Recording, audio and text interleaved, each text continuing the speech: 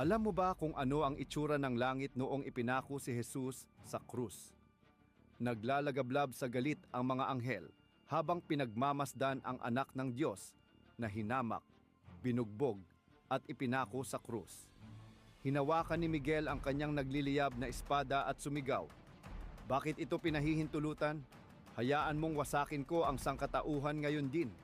Si Gabriel, galit din, ay sumambit, "Hindi sila karapat-dapat patawarin. Hayaan mong lamunin ng banal na paghuhukom ang mundo. Handang-handa na ang hukbo ng kalangitan."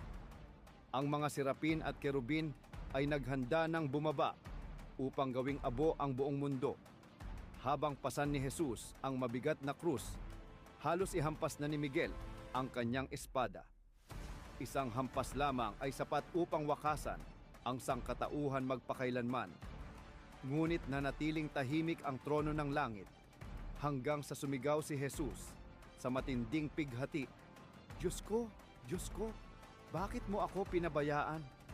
Handa nang sumabog ang galit ng mga anghel, ngunit sinabi niya, "Ama, patawarin mo sila sapagkat hindi nila alam ang kanilang ginagawa."